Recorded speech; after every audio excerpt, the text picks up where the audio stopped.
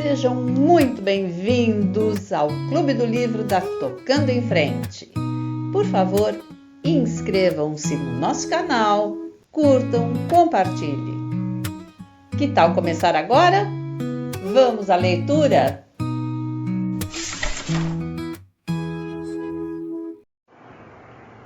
Parte 59. Já lhe contei que vou de vez para Drógueda? Perguntou ela de repente. Ele estava tirando um cigarro da cigarreira. As manoplas não hesitaram nem tremeram, mas levaram suavemente a cabo sua tarefa.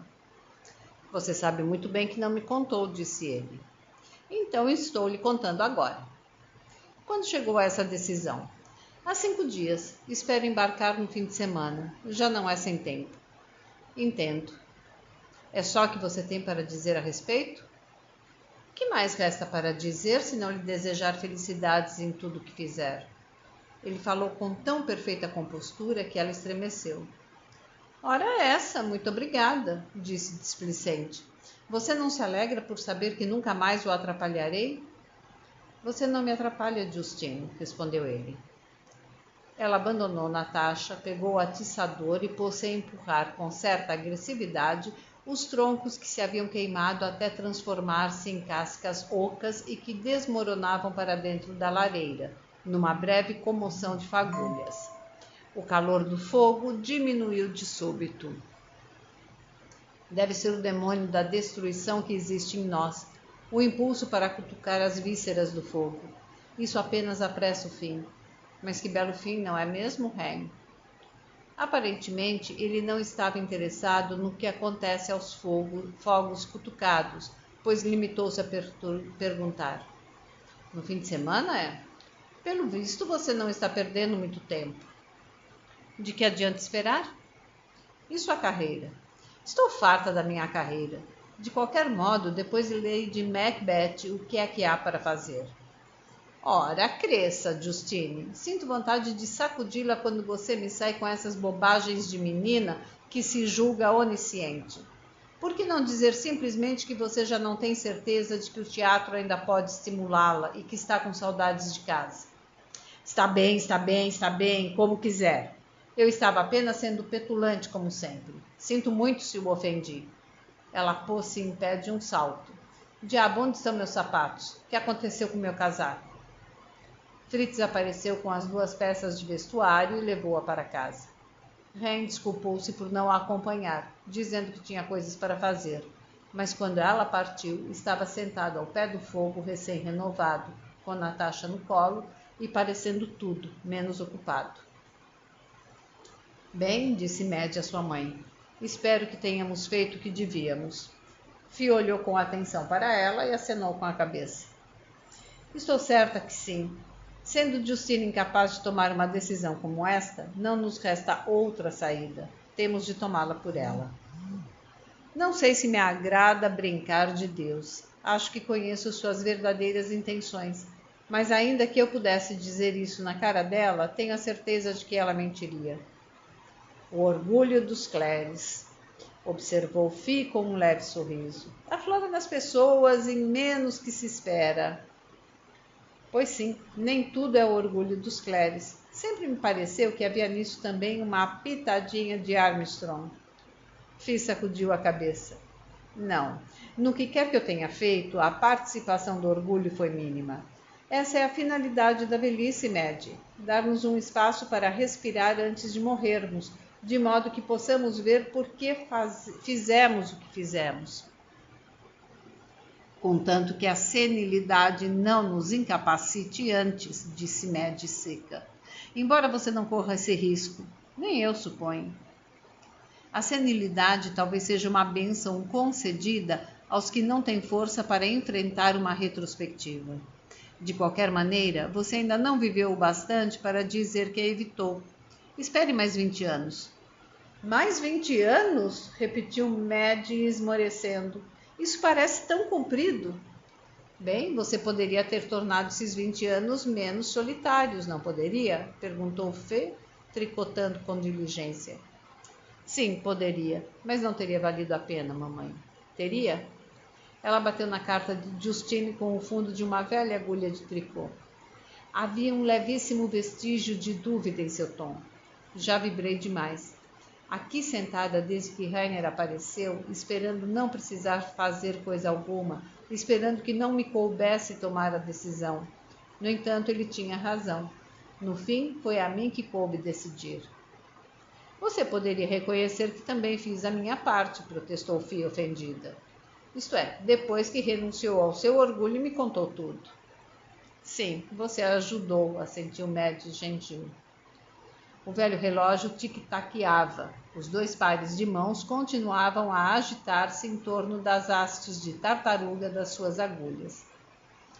Diga-me uma coisa, mamãe, começou Mad de repente. Por que foi que você sucumbiu à morte de Dan, mas não sucumbiu à de papai, à de Stu e à desgraça de Frank? Sucumbir? As mãos de Fi se detiveram, pousando as agulhas. Ela ainda tricotava tão bem quanto nos dias em que enxergava perfeitamente. O que você quer dizer com sucumbir? Como se essas coisas a tivessem matado. Todas me mataram, Mad. Mas eu era mais moça quando aconteceram as 3 primeiras, de modo que tive energia suficiente para escondê-lo melhor. E mais razões também. Como você agora. Mas Ralph soube o que senti quando seu pai e Stu morreram. Você era muito pequena para notar. Ela sorriu. Eu adorava Ralph, você sabe. Ele era alguém muito especial, muitíssimo parecido com Danny. Era assim. Nunca me passou pela cabeça que você tivesse percebido isso, mamãe. Quero dizer, a natureza dos 2. Engraçado. Você é uma África nigérrima para mim. Há tantas coisas a seu respeito que ignoro. Ainda bem, disse Fi com um frouxo de riso. Suas mãos permaneceram quietas. Voltando ao assunto original, se você pode fazer isso agora por Justine, Mad, eu diria que lucrou mais com as suas dificuldades do que eu com as minhas. Eu não queria fazer o que Ralph me pediu e olhar por você. Queria minhas lembranças, só minhas lembranças. Ao passo que você não tem escolha, você só tem lembranças. Elas são um consolo, depois que a dor se acalma, você não acha? Tive 26 anos inteiros de Dan e aprendi a dizer a mim mesma que o que aconteceu deve ter sido melhor, que com certeza lhe foi poupada uma provação horrorosa, que ele talvez não tivesse forças suficientes para suportar. Como de Frank, talvez, embora diferente. Há coisas piores do que morrer, e nós 2 sabemos disso. Não lhe ficou nenhuma amargura? Perguntou Fi. A princípio sim, muita. Mas por amor deles eu mesma aprendi a afugentá-la. Fi voltou ao tricô.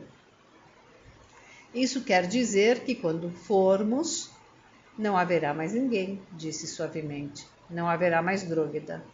Oh, sim, você ganhará uma linha nos livros de história e algum rapaz zeloso virá a Dile a fim de entrevistar alguém que porventura se lembre para o livro que tenciona escrever sobre Drógueda, a última das grandes fazendas da Nova Gales do Sul. Mas nenhum dos leitores saberá jamais como era ela na realidade, porque não poderá saber. Precisaria ter feito parte dela. Sim, disse Mad, que não parara de tricotar. Eles precisariam ter feito parte dela. Dizer adeus a Rai numa carta, arrasada pela dor e pelo choque, fora fácil. Na realidade, fora até cruelmente agradável, pois ela então retribuía as vergastadas. Estou sofrendo. Sofra você também.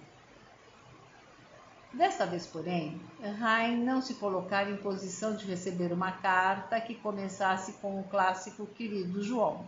Teria de ser um jantar no restaurante favorito deles. Ele não sugerira a casa de Park Lane, o que a decepcionou, mas não surpreendeu. Pretendia, sem dúvida, dizer até o último adeus sob o olhar benigno de Fritz. O certo é que ele não se arriscava. Pela primeira vez na vida, ela diligenciou agradar-lhe com sua aparência. O diabrete que costumava induzi-la a enfeitar-se com babados cor de laranja parecia ter se retirado xingando. Como Ren apreciava estilos despojados, enfiou um longo de seda vermelho borgonha opaco, fechado até o pescoço, com mangas compridas e apertadas. Acrescentou-lhe um grande colar chato de ouro tachonado de granadas e pérolas e em cada pulso braceletes que combinavam com o colar. Que cabelo horrível, horrível! Nunca estava suficientemente disciplinado para agradar a ele. Mais maquiagem do que a normal para disfarçar as provas da fossa. Pronto, daria certo, se ele não olhasse com muita atenção. Ele não pareceu fazê-lo, pelo menos não teceu comentários sobre cansaço, nem sobre uma possível doença, nem sequer aludiu às exigências dos preparativos de viagem, o que, aliás, estava em completo desacordo com o Rainer que ela conhecia. Passado algum tempo, ela começou a experimentar a sensação de que o mundo devia estar acabando, tão diferente se mostrava a ele da sua personalidade habitual. Ele não queria ajudá-la a fazer do jantar um sucesso, ao qual poderiam referir-se mais tarde em cartas com prazer e divertimento reminiscentes. Se ela ao menos pudesse persuadir-se de que ele estava apenas perturbado pela partida dela, tudo poderia ter corrido bem. Mas ela não podia. O estado de espírito de Rainer não era desse tipo. Ele se mostrava tão distante que ela teve a impressão de estar sentada ao lado de uma efígie de papel, unidimensional e ansiosa por sair voando, impelida pela brisa, para longe de sua esfera de ação. Como se ele já lhe tivesse dito adeus e esse encontro fosse supérfluo. Você recebeu carta de sua mãe? Perguntou ele polido. Não, mas também não espero receber nenhuma. O mais provável é que ela ande em falta de palavras. Gostaria que Fritz a levasse ao aeroporto amanhã? Obrigada, posso apanhar um táxi, retrucou ela antipática. Não quero privá-lo dos serviços dele. Tenho reuniões o dia inteiro, posso lhe assegurar, portanto, que isso não me atrapalhará de maneira alguma. Eu disse que tomarei um táxi. Ele ergueu as sobrancelhas. Não há necessidade de gritar, Justine. O que você quiser estará bem para mim. Ele já não lhe chamava querida. Ultimamente, ela notara que a frequência da velha palavra carinhosa começara a declinar, e naquela noite ele não a empregara nenhuma vez. Ai, que jantar melancólico e deprimente aquele! Tomara que acabe logo. Justine surpreendeu-se ao olhar para as mãos dele enquanto tentava lembrar-se da sensação que produzia o toque delas. Em vão. Porque a vida não era clara e bem organizada? Porque as coisas como Dan tinham que acontecer? Porque, por haver pensado em Dan, seu humor caiu de repente a um ponto em que já não podia permanecer sentada, quieta por um único momento. Pôs as mãos nos braços da poltrona. Você não se incomoda se formos embora? Perguntou. Estou começando a sentir uma dor de cabeça alucinante. Na esquina de Hyde Road e da rua do apartamento de Justine, Ren ajudou a descer do carro. Ordenou a Fritz que desse voltas pelo quarteirão e segurou-lhe cortesmente o cotovelo com a mão a fim de guiá-la, com um toque totalmente impessoal. Na umidade glacial da garoa londrina, caminharam devagar sobre as pedras da rua, enquanto seus passos ecoavam em toda a volta. Passos tristes e solitários. Então, Justine, vamos dizer adeus, disse ele. Bem, pelo menos por enquanto, retrucou ela, jovializando o semblante. Mas você sabe que não será para sempre. Virei para cá de vez em quando e espero que você encontre tempo para ir a Drogheda. Não, isto é adeus, Justine. Não creio que voltemos a servir um para o outro. O que você quer dizer é que não sirvo mais para você, disse ela, e conseguiu soltar uma risada convincente. Está certo, Rain, não me poupe que eu aguento. Ele tomou-lhe a mão, inclinou-se para beijá-la, endireitou o corpo, sorriu para os olhos dela e afastou-se. Havia uma carta de sua mãe sobre o capacho. Justine inclinou-se para apanhá-la, deixou cair a bolsa e o abrigo onde estivera a carta, os sapatos ali por perto e entrou na sala de estar. Sentou-se pesadamente sobre um engradado, mordendo o lábio, os olhos postos com incrédula e confusa piedade num magnífico estudo da cabeça e dos ombros de Dan, feito para comemorar-lhe a ordenação. Depois, surpreendeu os dedos nus dos pés no ato de acariciar o tapete enrolado de pele de canguru, fez uma careta de nojo e levantou-se depressa. Uma rápida excursão à cozinha era do que estava precisando. Por isso realizou sua rápida excursão à cozinha, abriu a geladeira, estendeu a mão para pegar o jarro de creme, abriu a porta do congelador e dali tirou uma lata de café, com uma das mãos na torneira de água fria, a fim de pegar água para o café. Correu os olhos arregalados, como se nunca tivesse visto o aposento até então. Olhou para as falhas no papel da parede, para o pretensioso filodendro em sua cesta pendente do teto, para o relógio preto que representava um gatinho e que abanava a cauda e girava os olhos diante do espetáculo do tempo tão frivolamente desperdiçado. Guardar escova de cabelo, diziam na lousa as maiúsculas. Sobre a mesa jazia um desenho a lápis de Heine, que ela fizera semanas antes, e um maço de cigarros. Pegou um cigarro, acendeu, pôs a chaleira no fogão e lembrou-se da carta de sua mãe, que ainda tinha numa das mãos. Poderia lê-la enquanto esperava a água esquentar. Sentou-se à mesa da cozinha, atirou ao chão com um piparote o desenho de Heine e pôs os pés em cima dele. Levante os seus também, Rainer Harterheim. Veja só se me incomodo, seu alemãozão dogmático, bobo e rabugento. Eu não sirvo para você, não é? Pois você também não serve para mim. Minha querida Justine, dizia Maddie, você deve estar agindo sem dúvida com a sua costumeira e impulsiva rapidez. Por isso espero que esta carta chegue a tempo. Se alguma coisa que eu disse ultimamente em minhas cartas provocou sua súbita resolução, perdoe-me, por favor. Não era minha intenção provocar uma decisão tão drástica. Eu devia apenas estar procurando um pouco de simpatia, mas sempre me esqueço de que debaixo da sua pele rija, você é bem mole. Sim, estou só, terrivelmente só. Entretanto, não é nada que a sua volta para casa possa retificar. Se você parar para pensar um pouco, verá o quanto isto é verdadeiro. O que você espera realizar voltando para casa? Você não tem o poder de restituir-me o que perdi e tampouco pode ressarcir-me da perda. Nem esta é só minha. Ela é também sua, de sua avó e de todos os outros. Você parece ter uma ideia, e é uma ideia inteiramente errada, de ser, de certo modo, responsável. Esse impulso atual cheira-me suspeitamente a um ato de penitência. Isso é orgulho e presunção, Justine. Dan era um homem adulto, não uma criancinha indefesa. Eu o deixei partir, não deixei? Se me permitisse sentir o que você está sentindo, estaria aqui sentada a me censurar e achando que deveria estar num asilo para doentes mentais porque o deixei viver a própria vida. Mas não estou aqui sentada a me censurar. Nenhum de nós é Deus, embora eu creia que tive mais oportunidade para aprender isso do que você. Voltando para casa, você me estará entregando sua vida como um sacrifício. Não o quero, nunca o quis, e recuso-o agora. Você não pertence a Drógueda, nunca pertenceu. Se ainda não descobriu a que lugar pertence, sugiro-lhe que se sente neste momento e comece a pensar com seriedade. Às vezes você é de fato muito cega. Rainer é um homem excelente, mas ainda não conheci nenhum que fosse tão altruísta quanto você parece pensar que ele é. Pelo amor de Deus e pelo amor a Dan e Justine, cresça um pouco. Minha querida, uma luz se apagou. Para todos nós uma luz se apagou. E você não compreende que não há nada, absolutamente nada que possa fazer a respeito? Não vou insultá-la tentando fingir que estou felicíssima. Tal não é a condição humana. Mas se pensa que aqui em Drógueda passamos os dias chorando e gemendo, está muito enganada.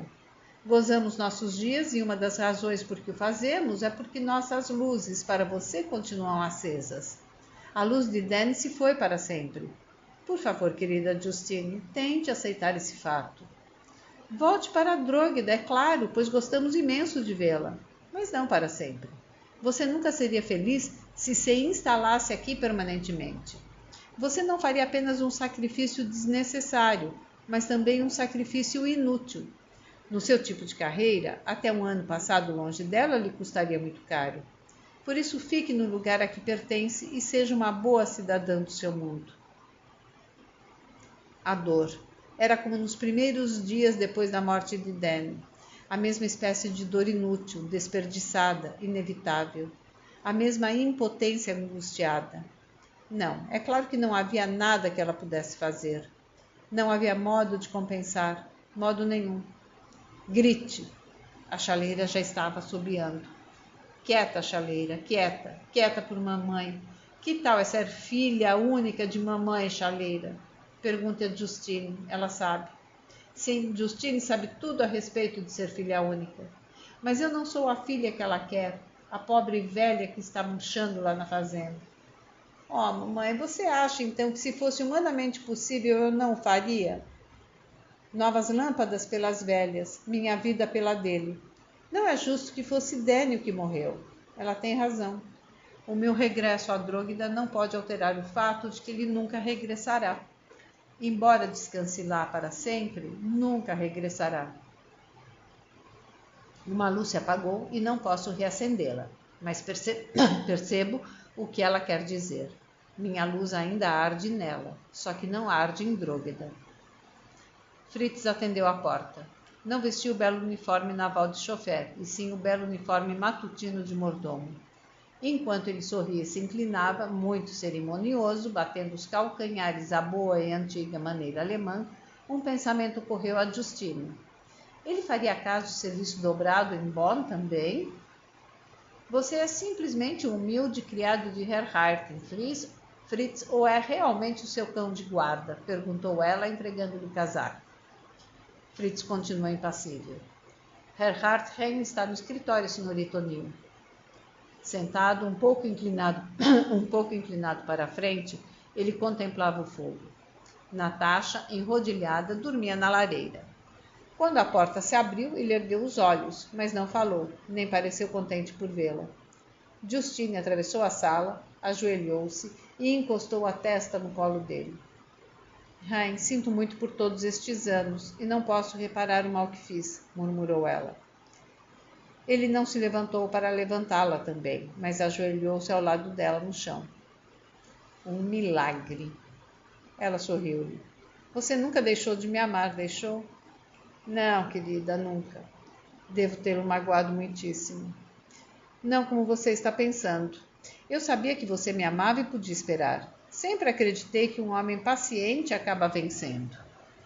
E por isso decidiu me deixar resolver sozinha a situação. Não ficou nem um pouco preocupado quando anunciei que voltaria para a Dróguida, ficou? É claro que fiquei. Se tivesse sido outro homem, eu não me teria perturbado. Mas Dróguida é um adversário formidável. Fiquei preocupado. Você sabia da minha ida antes que eu lhe contasse, não sabia? Clyde deixou escapar o segredo. Telefonou para Bonn para me perguntar se eu teria algum jeito de detê-la. Respondi-lhe que procurasse segurá-la por 1 ou 2 semanas, de qualquer maneira, pois nesse intervalo eu veria o que era possível fazer. Não por ele, querida, mas por mim. Não sou altruísta. Foi o que mamãe me disse. Mas esta casa, você a possuía 1 mês atrás? Não, nem ela é minha.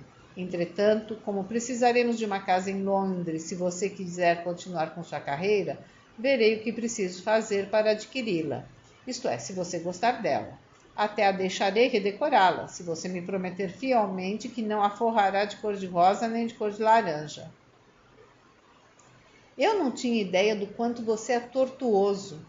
Por que não disse apenas que ainda me amava? Eu queria que você dissesse. Não.